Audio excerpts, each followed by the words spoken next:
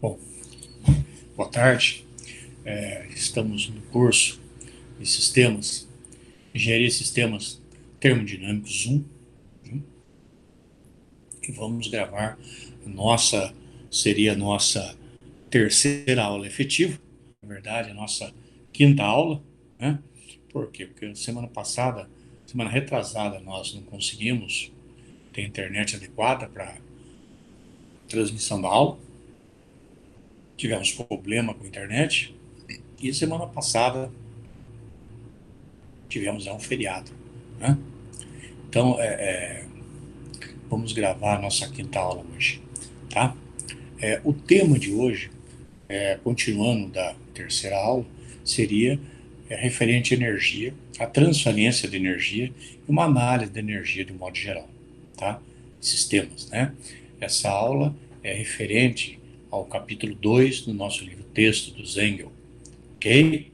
Então, só ir lá que tá tudinho lá, né? Vamos dar uma geral, basicamente, no que a gente viu na última aula, tá? Dentro da ementa do curso, né? Que está previsto na ementa do curso, e continuar. Vamos ver se a gente consegue liquidar hoje o segundo capítulo inteiro, né? Tá? Para a gente dar andamento no curso aí a contento, ok? Então vamos lá, eu vou compartilhar com vocês a tela, onde está uma apresentação que eu preparei, né? Resumindo o segundo capítulo. Na verdade, essa apresentação é uma colinha para mim, né? Para eu poder dar aula, tá? Mas é muito bem feita e contém todas as informações necessárias que estão dentro do capítulo 2, né, do Zen, tá? Então vamos lá, vou compartilhar com vocês aqui a tela, né?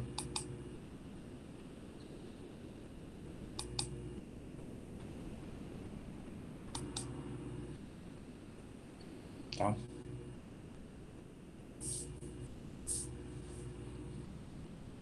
Vamos lá.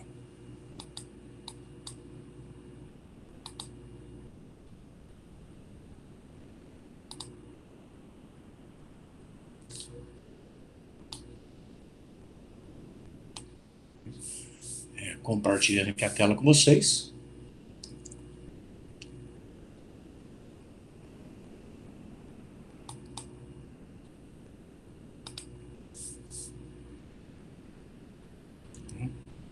Na verdade, a gente chama aqui no capítulo 2 a primeira lei de termodinâmica, é o que está incluso no capítulo, né?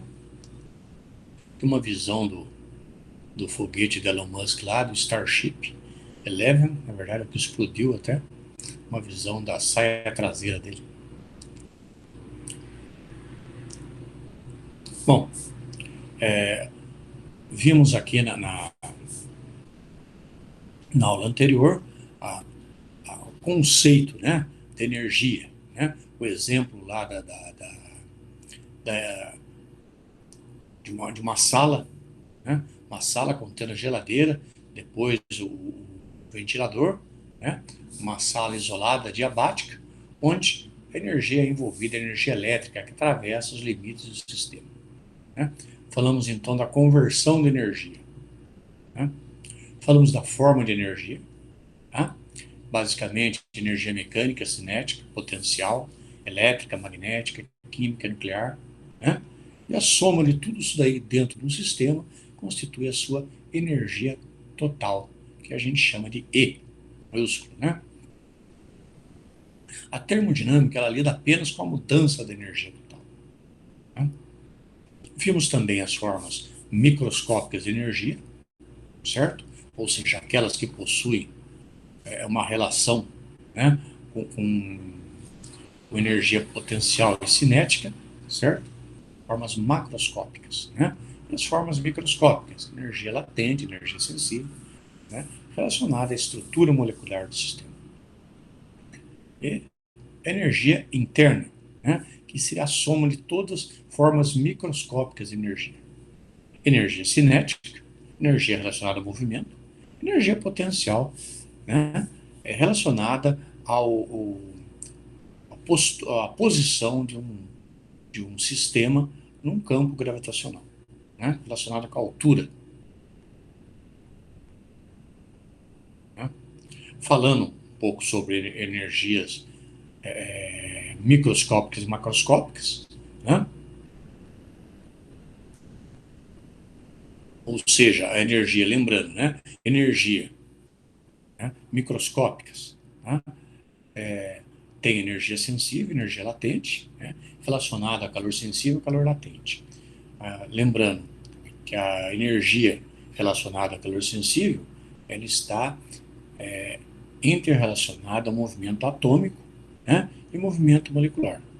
Né? Aqui são 6 formas aqui da energia sensível, né, que é uma das formas microscópicas de energia, tá? Energia molecular de translação da molécula, ou seja, de movimentação da molécula, energia de translação do elétron em torno do seu núcleo, né, em torno do núcleo positivo aqui de prótons e nêutrons, né, a rotação, o spin, né, a rotação do elétron em torno de um eixo, a rotação do núcleo em torno de um eixo, a energia molecular de vibração e a energia molecular de rotação. Né? Então, energia sensível, energia latente, relacionados ao movimento do elétron. Falando um pouco mais sobre isso, a energia sensível está relacionada a esses movimentos e a energia latente está relacionada com o movimento das moléculas, dos átomos no sistema como um todo. Né? A sensível varia a temperatura, a latente ela se apresenta durante a mudança de estado do sistema. Por exemplo, né, o estado líquido para o gasoso. Ali é calor latente. Tá? Lembrando que calor é energia. Então, posso me referir a esses dois termos simultaneamente, que não estão errados. Né? Além disso, eu tenho energia química, que é aquela energia associada às ligações atômicas da molécula, e energia nuclear, né, associada às ligações fortes dentro do núcleo do próprio átomo.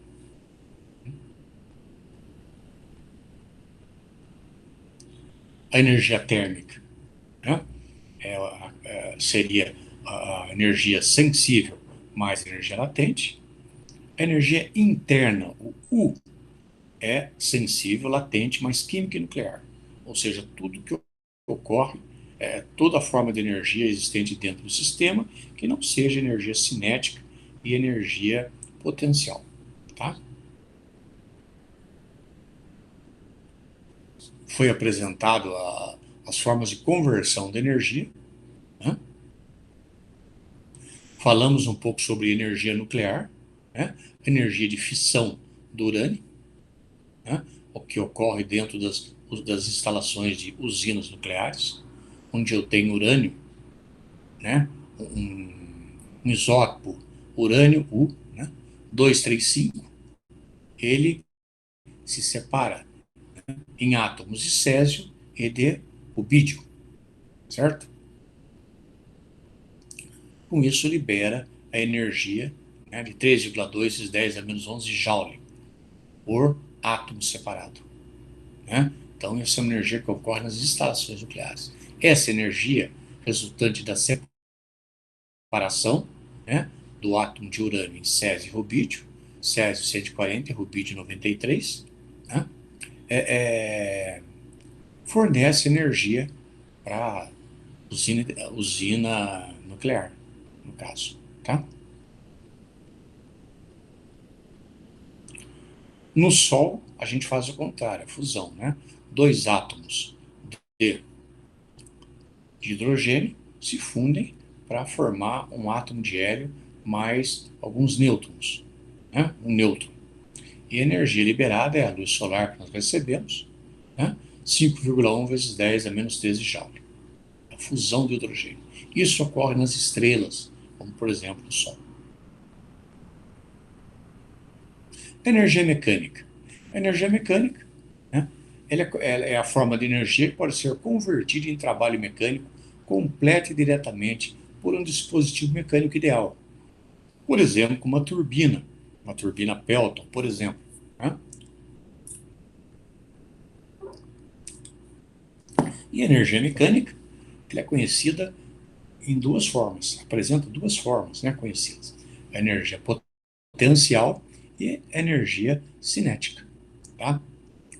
Aqui nós apresentamos que a energia mecânica de um sistema, né, essa equação, tá, ela é, né, ela fluindo, a energia mecânica de um fluido fluindo por massa unitária, por isso é específico, isso aqui na verdade é o E maiúsculo dividido pela massa, né, é igual a pressão do sistema dividido para a densidade, no caso do fluido, mais, né, a energia cinética, a velocidade ao quadrado por 2, mais G que multiplica Z, energia potencial. Né? Eu vou para o livro, que eu estou achando que essa apresentação está pulando umas coisas que eu gostaria de passar para vocês. Vou lá para o capítulo do livro. Tá? Só um minutinho, vamos ver aqui. Vamos para cá. Vamos pelo livro que é mais... Está mais interessante aqui.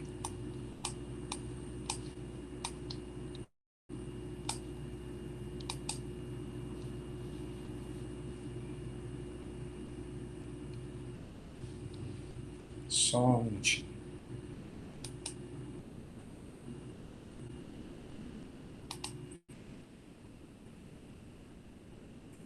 Vou aumentar aqui.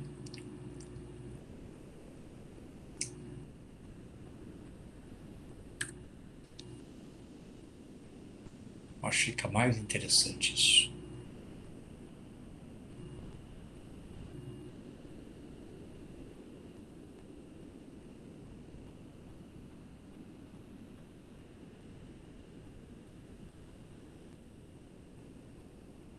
Vamos entrar no conceito aqui de energia total, que eu gostaria que vocês aprendessem melhor isso aí. Né? Só um minutinho aqui.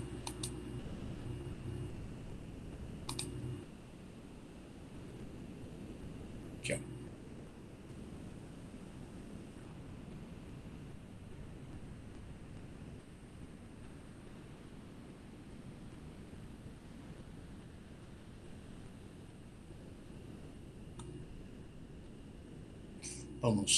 Falamos sobre os tipos de energia, vamos, né, rever aqui, reapresentar, né, as formas de energia, primeiramente como energia total do sistema. A energia total do sistema, como o próprio nome diz, ela é a soma de toda a energia que está dentro de um sistema. Né? Ela é representada pela letra E maiúsculo. Né? E quando que eu divido, né? Eu divido essa energia pela massa do sistema, pela uma unidade de massa, eu tenho o E minúsculo igual E maiúsculo sobre M. Né? Unidade do E minúsculo, quilojoule por quilograma. Porque a gente gosta sempre de trabalhar com unidade dividido pela massa, né? Uma grandeza, não unidade, uma grandeza dividida pela massa. Por quê? Pela massa, eu tenho uma concepção geral do sistema, né? Não uma concepção de um estado específico dele. Tem uma concepção geral, isso que me atrai. Então vocês vão ver mais a gente falar com Ezinho do que com o E maiúsculo aqui, né? E na termodinâmica, nada afirma que o valor absoluto nada afirma sobre o valor absoluto da energia total. A termodinâmica ela trata apenas da variação da energia total. Isso que é importante para os problemas de engenharia. Quanto ela varia? O quanto que ela é total, diz muita coisa. Dá uma ordem de grandeza. Mas para os problemas de termodinâmica, a gente se atém mais à variação da energia. O ΔE, né? Certo? Então, o autor fala aqui, né, que é possível atribuir um valor E igual a zero à energia total no sistema a algum ponto de referência conveniente. A variação da energia total no sistema não depende do ponto de referência escolhido. A diminuição da energia potencial de uma pedra em queda livre, por exemplo, só depende da diferença de altura. Não interessa onde que ela está. Interessa onde que ela está, menos para onde ela vai. Ou seja, o quanto ela percorreu. Essa diferença de altura, que a gente vê que é o Z, costuma representar na equação, interessa para a gente. Né? Bom, aqui falou sobre as energias macroscópicas, microscópicas. Né? A energia macroscópica são aquelas que um sistema possui como um todo em relação a algum referencial externo. As duas macroscópicas mais importantes, né, são a energia cinética e potencial. Tá? As microscópicas são aquelas relacionadas, que a gente acabou de ver, à estrutura molecular do sistema. Tá? Energia relacionada a energia que a gente fala é energia sensível, energia latente, né? Ou calor sensível, calor latente. Tá?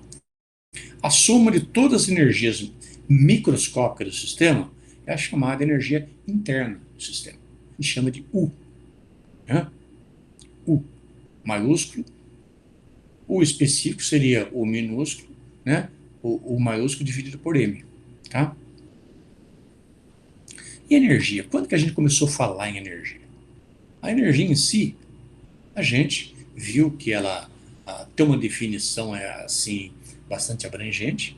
Basicamente é tudo que faz com que um estado mude, tudo que provoca uma mudança de estado no sistema, energia. Né? Mas o termo energia em si foi usado pela primeira vez, criado, né, e usado pela primeira vez pelo Thomas Young, em 1807. Né?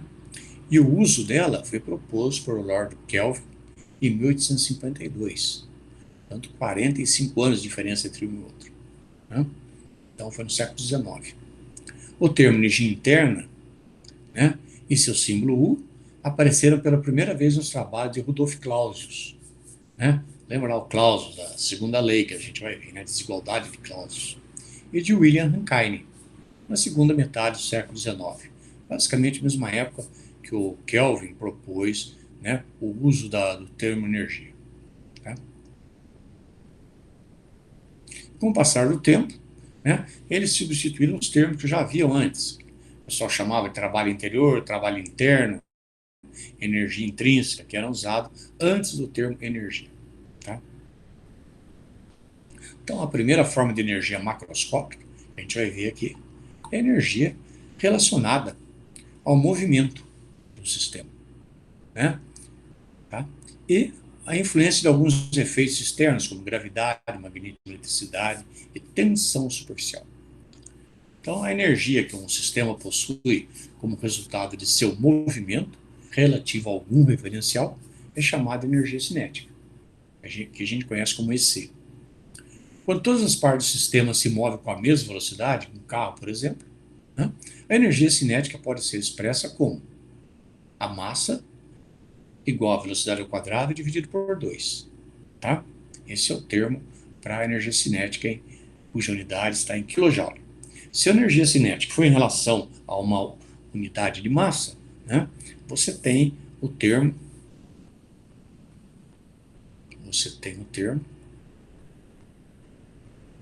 EC minúsculo, que se divide pela massa, né, o mv ao quadrado sobre 2, vai ficar só o v ao quadrado sobre 2. Você tem kJ por quilograma. A outra forma de energia, energia potencial, né, ela é expressa pelo termo mgz, onde m, massa do sistema, g, aceleração da gravidade, né, no caso aqui da Terra, 9,81 metros por segundo ao quadrado, né, vezes z. O que é esse z? Z é a cota, a diferença, né, de posição inicial e final. Basicamente, a altura que o sistema se encontra em relação a um determinado referencial. Tá?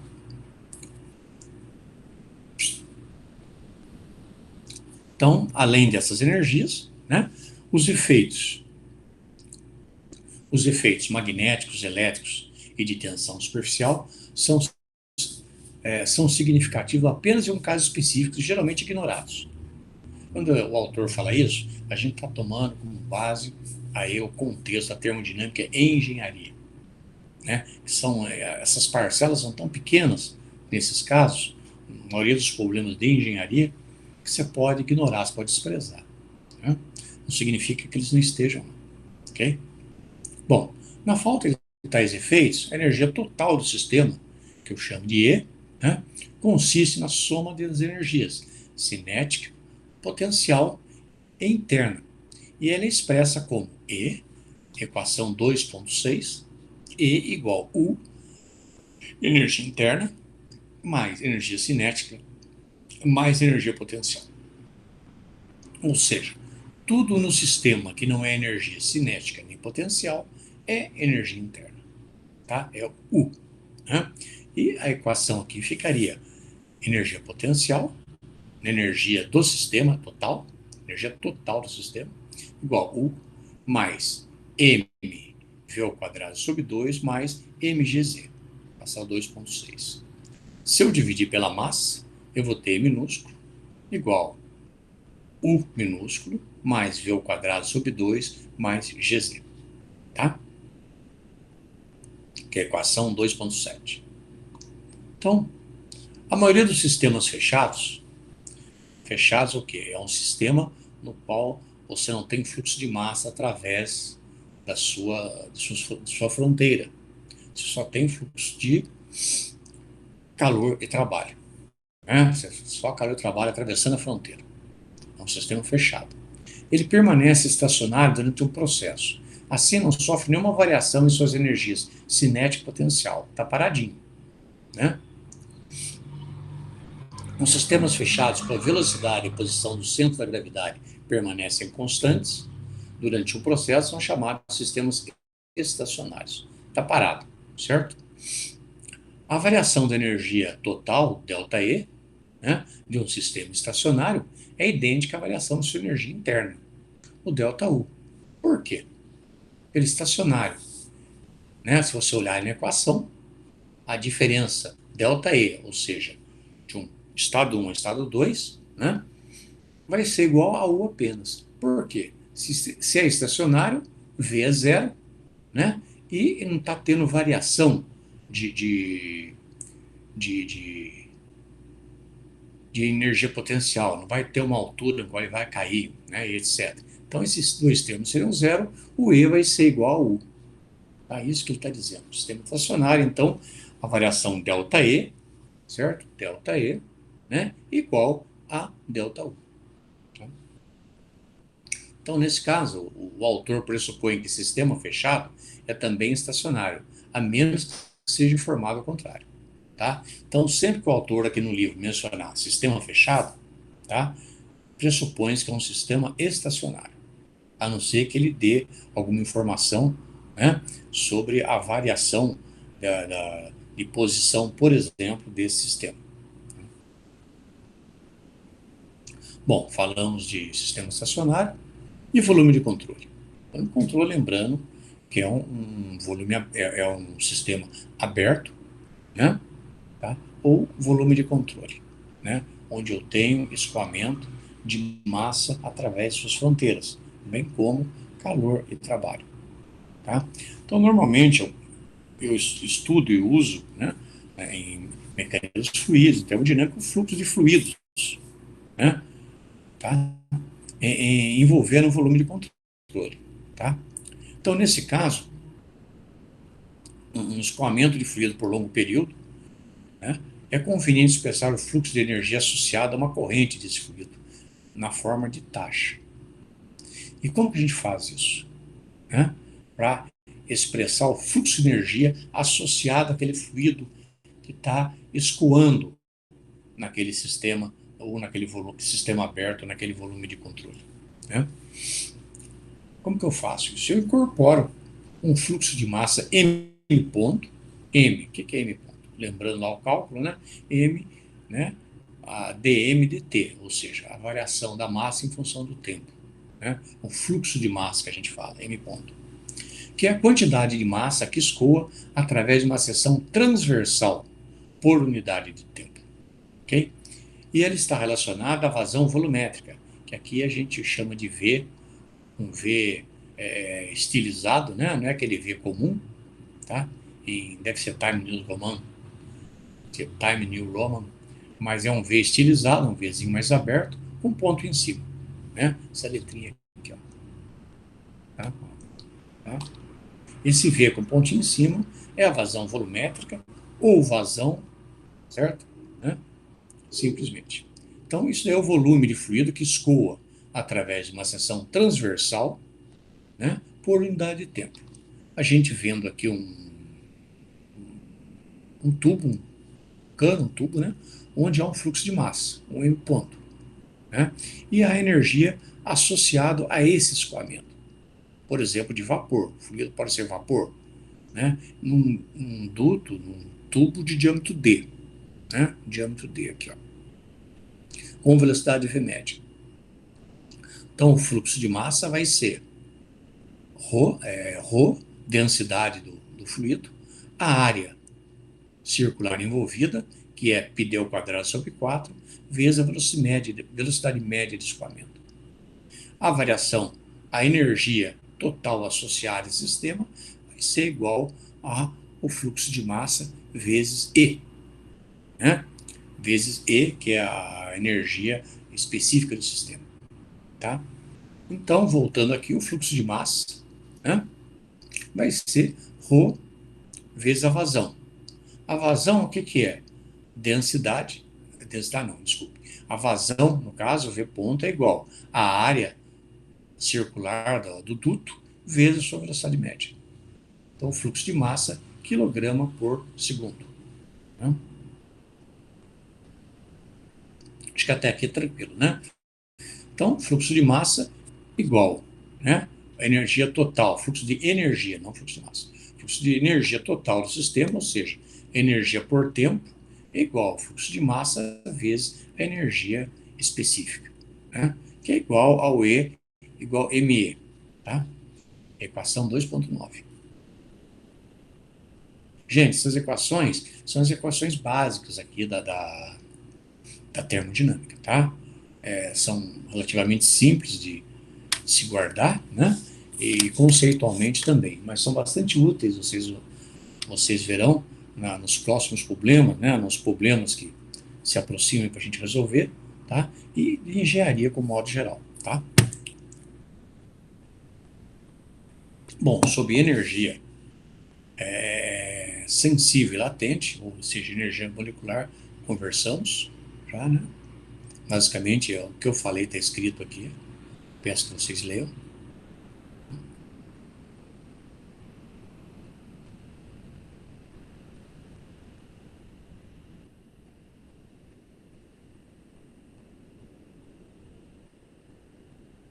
Energia nuclear, energia química.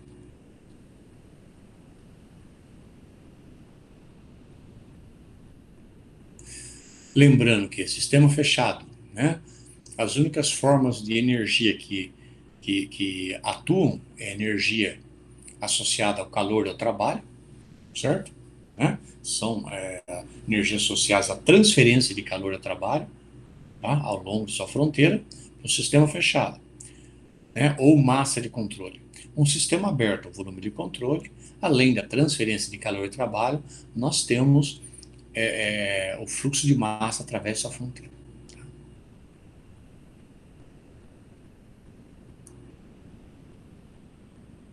Que tem uma observação interessante, né? Que a gente fala aqui, ó. É preciso distinguir entre energia cinética macroscópica de um objeto como um todo e energia cinética microscópica de suas moléculas, que constitui energia interna, é o U, né? Energia interna. É sensível do objeto. A energia cinética do objeto é uma forma organizada de energia. Por isso que eu falo macroscópica. O sistema está atuando de forma energética organizada, ou seja, a energia dele está organizada. Está associada ao movimento organizado de todas as moléculas numa determinada direção. Um carro, por exemplo, né, eu vejo energia cinética. Tá? Já as energias associadas às moléculas, né, são completamente aleatórias e altamente desorganizadas. Mesmo num fluido, tem movimentação molecular. Num sólido, muito pouco, mas tem alguma também, as moléculas vibram. Né? Mas num gás, por exemplo, né, um fluido em estado gasoso, as moléculas têm uma movimentação totalmente desorganizada e aleatória. Para nós, aqui na termodinâmica, nós estamos estudando a termodinâmica clássica, a gente se preocupa com o movimento molecular. A gente se preocupa com o efeito dele. O calor é sensível, ou energia sensível, e o calor latente, ou energia latente, associada à mudança de fase. A gente não se preocupa com, a, com o movimento, né, das moléculas e átomos. Não vou estudar a aceleração, a velocidade que eles estão, não me interessa. Me interessa o efeito apenas deles. Tá? Isso que todo esse texto diz. Tá? E aqui fala, né? Como você verá em outros capítulos, a energia organizada é muito mais valiosa que a energia desorganizada. E uma grande área de aplicação da termodinâmica é a conversão da energia desorganizada, calor, né, em uma energia organizada, trabalho. Calor. As moléculas estão se movimentando nos seus espinhos, em torno do seu núcleo, etc, etc, etc. Energia latente, elas estão se movimentando contra o aparelho do sistema, contra a fronteira do sistema, ao longo do sistema, mas de forma desorganizada. Então, o que nós vamos estudar? Nós vamos estudar aqui também, nos capítulos, a conversão dessa energia desorganizada em energia organizada, que é trabalho. O trabalho, por que uma energia organizada? Porque um trabalho é uma energia atuando numa determinada distância, né? Num referencial. Então, isso é trabalho. Tá? Então, nós vamos ver essa transição, né, da energia desorganizada, né, produzindo trabalhos, convertendo energia organizada. Tá? Então, uma grande área de aplicação da termodinâmica. Mexeu com o trabalho, você mexe com o motor, né, turbinas, a parte útil da energia, que é a que produz trabalho. Calor, em determinados processos até útil, né? Mas normalmente o que interessa mais para a gente é o trabalho, né? Claro, se eu falo de sistemas aí de ar-condicionado, sistemas térmicos, aí sim, me interessa o calor, né? O trabalho vai ser apenas energia de entrada, no caso aí. Às vezes saída também. Mas o que me interessa mais mesmo nesses casos, né? Ar-condicionado, etc., bombas de calor, é o calor propriamente dito, tá? Algumas informações sobre energia nuclear, né? Basicamente o que são a fusão, a fissão do urânio, né? E a fusão no Sol, né? Alguns problemas aqui já envolvendo esses conceitos, eu sugiro vocês estudarem esse problema, né? Copiem, resolvam, estudem. A energia mecânica, que nós começamos a falar durante a aula, né? É energia cinética potencial. Bom, tem uma parte interessante aqui, né? A energia mecânica ele é composta pela energia cinética, energia potencial, né? Mas esse termo, P sobre densidade, o que é isso? O que é isso, né? Aqui, ó. Vamos ler aqui. Uma bomba transfere energia mecânica para um fluido, elevando sua pressão, e uma turbina extrai energia mecânica de um fluido, diminuindo sua pressão. Assim, a pressão de um fluido em escoamento também está associada à sua energia, mecânica. Na verdade, a unidade de pressão, Pascal, equivale a Newton por metro quadrado, né? Que é Newton por metro dividido por metro cúbico, que é Joule por metro cúbico, que é energia por unidade de volume. Olha que interessante. Então, olha esse conceito de pressão. Pressão, força sobre área, uma força atuando sobre uma área, mas também é uma unidade de energia atuando em um volume. Ou seja, joule por metro cúbico, né? Uma energia atuando no volume. Tá? Exemplo de um êmbolo, por exemplo. O êmbolo de um cilindro, né, está atuando num volume de controle, tá?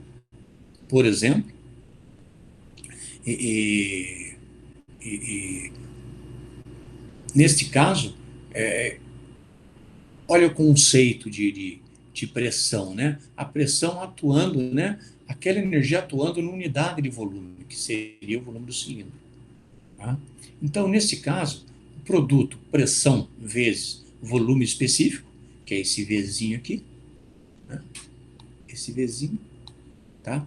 Tem o seu equivalente como pressão dividido pela densidade do fluido, que é na unidade joule por quilograma. Ou seja, eu tenho volume, associado à densidade, eu tenho a massa, né?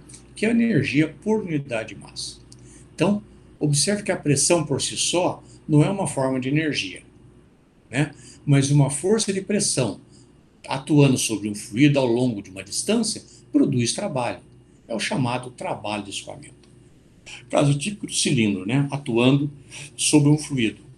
A distância que o êmbolo percorre, ele produz um trabalho. Esse é um trabalho de escoamento, né? Ele pode tanto pressionar o cilindro, como ele pode empurrar o fluido ao longo de uma determinada distância. Então, é um trabalho de escoamento.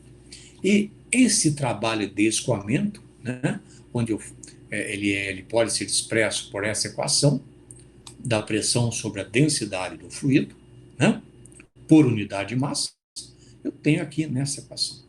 Então, recapitulando, a energia mecânica, eu tenho três componentes, né? O trabalho de escoamento, no caso, se eu tiver um fluido de escoamento, evidentemente, né?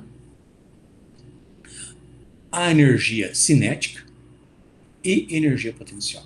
Isso aqui é um fluido escoando dentro de uma tubulação, por exemplo, pressionado por um cilindro sobre outra força qualquer, tá?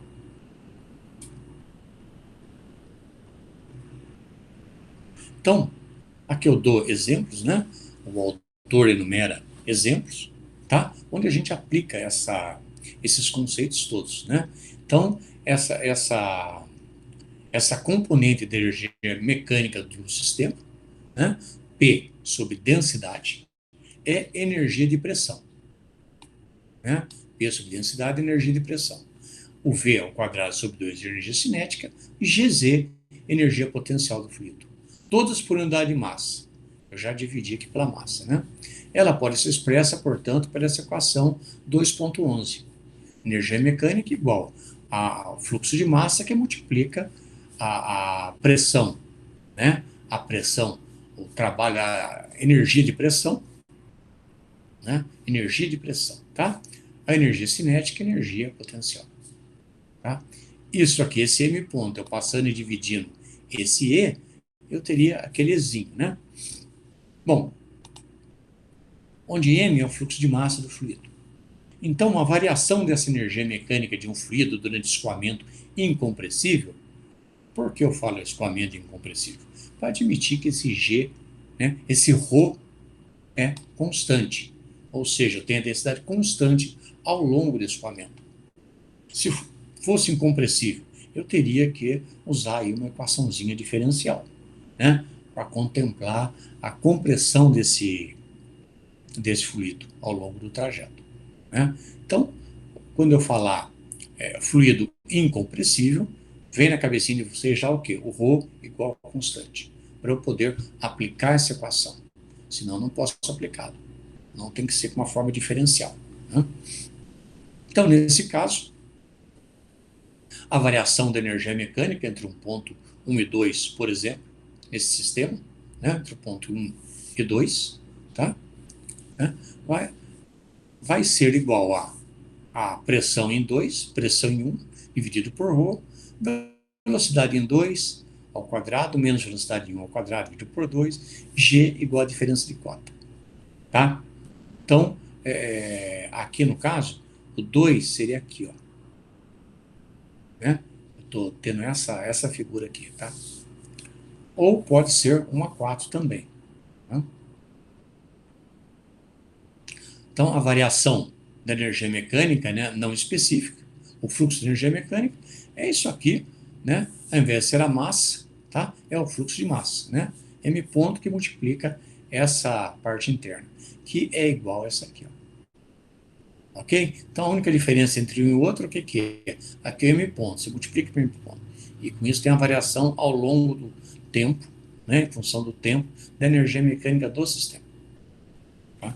Então, a energia mecânica de um fluido não varia durante o escoamento, se sua pressão, densidade, velocidade e altura permaneceriam constantes. Então, essa energia mecânica vai ser constante ao longo do escoamento. Se né, a densidade não variar, a velocidade não variar e a altura não variar. Esse termo fica constante. Ok? Na ausência de alguma perda irreversível, a variação da energia mecânica representa o trabalho mecânico fornecido pelo fluido. Então, se a energia mecânica, se a variação da energia mecânica for maior que zero, eu forneço o trabalho. Se for menor que zero, eu recebo o trabalho. Isso é uma questão de convenção. Né? Então, a energia máxima gerada, ideal por uma turbina, por exemplo, é trabalho, né, pelo tempo, que é potência, igual m ponto, que multiplica a variação da energia mecânica, mostrado nessa figura aqui. Onde eu tenho, o que, que eu tenho aqui? Aqui eu tenho uma usina hidrelétrica, né? Tá? Onde a água vem, é o nível constante, né? Pressupõe nível constante, a água vem, passa por uma turbina, gira, essa turbina gira esse eixo, toca o rotor desse motor, desse gerador, né? Deixa de ser um motor, mas é um gerador, e esse gerador vai gerar trabalho, né? Vai gerar trabalho elétrico, no caso aqui, né? Converte o trabalho mecânico em trabalho elétrico, tá? A equação da potência gerada no gerador vai ser M ponto, que multiplica a variação da energia mecânica, ou seja, a variação entre o ponto 1 e o ponto 4, 1 e 4, para energia potencial, né? Tá? Isso aí. Então, só energia potencial aqui, velocidade é constante, né? Eu tenho a potência nesse gerador. Né? Aqui eu estou pressupondo que V1 igual a V4. Ou seja, aqui está parado, ou pressupõe esse nível parado e pressupõe esse nível parado. Paradinho, tá? Na verdade, eu vou ter um movimento aqui, né? Mas eu posso considerar aproximadamente igual a zero. Daí o termo da energia cinética, né? Igualou a zero, tá? Desconsiderei, né? Você vai falar, ah, uma água está saindo, vai dar movimento, mas muito pouco, muito pequeno em relação ao sistema. Posso considerar zero? Posso. P1 e P4, né? A pressão em 1 é o que? Atmosférica. Em 2, também atmosférica. E você fala, pô, professor, lá está mais alto, a pressão atmosférica é menor, aqui é maior. É, mas variação muito pequena. Então, posso considerar as duas iguais? Posso. Duas grandes considerações que eu fiz nesse sistema. Pressões em 1 e 4 iguais, tá? Velocidade em 1 e 4 iguais. Ok? Duas considerações. Bom, e aqui, se eu considerar esse sistema, né? Aqui, né, eu considerei aqui a potência massa, vai ser a mesma equação, m ponto, que multiplica a variação de energia mecânica entre, por exemplo, o ponto 2 e o ponto 3. 2 antes de chegar na turbina, 3 saindo da turbina. Né? É aproximadamente m ponto P2 MP3 dividido por ρ. Né? Ou m ponto delta P, que é a variação de pressão entre 2 e 3, dividido por ρ. Aqui eu considerei V2 igual aproximadamente a V3, certo? E Z2 igual a Z3, ou seja, vou considerar que esse diâmetro de turbina aqui não é uma diferença, não ocasione uma diferença de potencial considerável, ok? Muito claro isso, tranquilo, ótimo exemplo aqui. Mas tem que considerar por que não aparece energia cinética e potencial aqui. Não aparece, né? Por quê? As duas velocidades são iguais e a diferença de cota, o Z, zero, tá? Por causa disso, né? Tem esse problema, né? Olhem esse problema, resolvam, né? copiem, estudem. Esse problema ilustra bem essa parte da matéria. Um bom exemplo. Bom, e aí? E aí a gente já começa a entrar na transferência de energia por calor. Até agora nós vimos a transferência de energia, né, por energia de escoamento, pela pressão de escoamento, né, em um fluido, certo? Que está valendo para sólido, tá? Para fluido, né? Onde é gás e líquido, tá? Eu estou falando de energia de escoamento, pressão de escoamento, estou falando de energia cinética e estou falando, né, de energia potencial, tá? Vamos falar agora em transferência de energia por calor, né? Então, a gente vê o quê?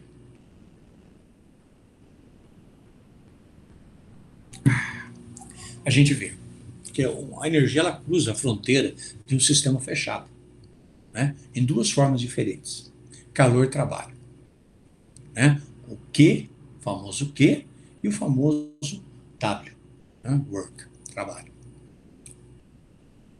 Então é importante diferenciar essas duas formas de energia. Por isso, ambas serão discutidas a seguir para que se forme uma base sólida para o desenvolvimento das leis da termodinâmica, né? Calor, a gente define como uma forma de energia transferida entre dois sistemas que apresentam uma diferença de temperatura. Definição simples é essa, tá?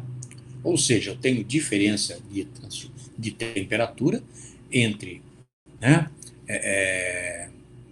entre dois sistemas, certo? Logo, eu tenho transferência de calor entre esses dois sistemas, né? E eu defino aí o calor como a energia em movimento. O calor é energia em trânsito. Se eu não tiver diferença de temperatura, eu não tenho transferência de calor. O calor não aparece, fica quietinho, né? Ele fala, ou seja, uma interação de energia só é calor se ocorrer devido a uma diferença de temperatura. Então, a transferência de calor, né, tem várias frases de uso de corrente hoje, né? Por exemplo, como fluxo de calor, adição de calor, rejeição de calor, liberação, calor latente, calor perdido, calor corpóreo, calor do processo, né? Não são consistentes com o significado termodinâmico rigoroso do termo calor, o qual limita seu uso à transferência de energia térmica de um processo. O correto seria energia térmica, né? Calor é um termo que a gente vem lá do calórico, teoria do calórico, que era mais ou menos como um éter, né, que se movimentava como um fluido, só que não tinha cheiro, cor, sabor, nada, né, incolor, sem gosto, sem cor, sem sabor, sem nada. Então, mas é um termo que persistiu através da ciência, através do tempo. A gente usa, né, energia térmica, na verdade seria o correto, mas a gente fica falando toda hora energia térmica. Fala calor que é mais fácil. E aceito também, né? Tá? Então, por exemplo, nenhuma alternativa aceitável para algumas expressões, né? Por exemplo, a frase calor do corpo é entendida como conteúdo de energia térmica de um corpo. Da mesma forma, fluxo de calor é entendido como uma transferência de energia térmica e não escoamento de uma substância fluida chamada calor, né? Então, quando eu estou transferindo calor, eu não estou me referindo a uma substância fluida, material, né? Eu estou me referindo à transferência de energia térmica, tá?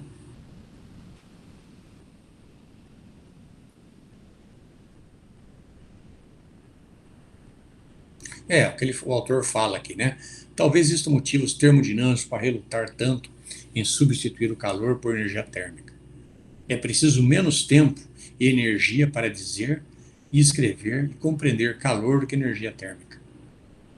É mais fácil falar, né? Resumindo, é isso, tá? Então, o calor é a energia em trânsito, tá?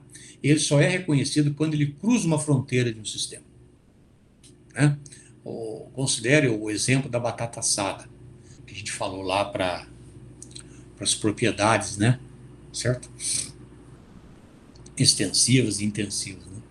A batata contém energia, mas essa energia é transferida de calor apenas quando ela passa através da casca da batata, fronteira do sistema, para alcançar o ar, né? Como mostra a figurinha aqui que tem aqui no livro, né? Figura 2.15. Tá?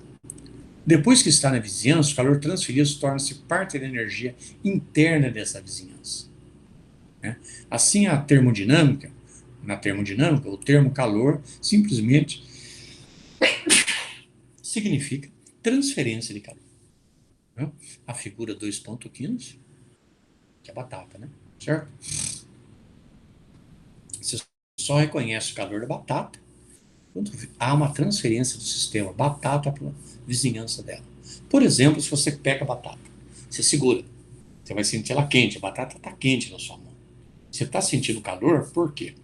Porque ela está passando, a temperatura dela está maior que a temperatura da sua pele, por exemplo, está tendo um delta T, logo vai ter um fluxo de energia térmica da batata para a sua mão. Aí você está sentindo calor. Fora isso, se a batata está tá lá na mesa quente, se supõe que você não vê água evaporando, né, não vê ar quente, nada disso. Você não sente nada disso. Você não vê o calor. Você vê ela quietinha lá. Você vai sentir a hora que você puser a mão. Né? Tá bom? É bem tranquilo esse exemplo, né?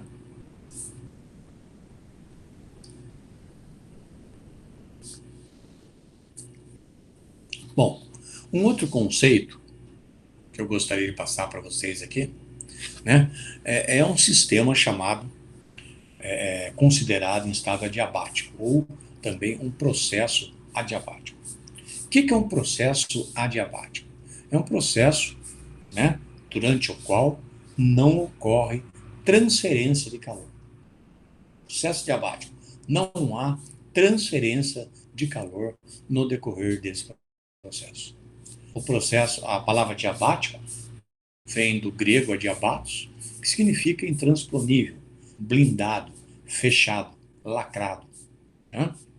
Você não tem nada que possa sair dali ou entrar. É um sistema adiabático. Então, você considera um sistema adiabático. Né? Se você considera um sistema adiabático de duas formas. Quando o sistema está bem isolado, né, nada passa por ele ali, de modo que apenas uma quantidade desprezível de calor passe na fronteira. Desprezível, zero. Considera zero. Pode até passar? Pode, mas muito pouco. O seu problema, admitindo uma transferência de calor zero ao longo de sua fronteira e, portanto, considerando esse sistema diabático, é muito mais conveniente. Ok? Né? Bom, e aí? Falei duas formas. Né? Então, ou quando o sistema e a vizinhança estejam na mesma temperatura. Né? Ou seja, a temperatura de um sistema 20 graus Celsius, sistema, a sua vizinhança 20 graus Celsius. Logo, não há diferença de temperatura. Em não havendo diferença de temperatura entre os dois sistemas, você não tem força motriz que faça que ocorra uma transferência de calor. Ou seja, transferência de calor não existe aí. Né? Então, o processo diabático não deve ser confundido com o processo isotérmico. Isotérmico é aquele processo que é sempre feito à mesma temperatura. O adiabático não há calor envolvido. Né? Embora não exista transferência de calor durante o processo diabático, o conteúdo de energia, o E, e consequentemente a temperatura do sistema, ainda pode ser alterada por outros meios, como o trabalho. Certo? Você não tem calor fluindo, mas você pode alterar a temperatura, por exemplo, através do trabalho. Né? Como uma forma de energia, o calor tem unidades também de energia, que é o joule. Né? Mas os sistemas são convenientemente expressos em kilojoule, né? Que é mais comum, unidades de 1000 joule. Quantidade de calor transferida durante o processo entre dois estados, 1 e 2, representada por Q1, 2, ou simplesmente Q. Né? Quantidade de calor representada entre a transferência de 1 para 2, ou simplesmente Q. Q maiúsculo. Quantidade de calor por massa, Q minúsculo, né, que é o Q maiúsculo por M. unidade quilojoule por quilograma. Ok? Só um minutinho.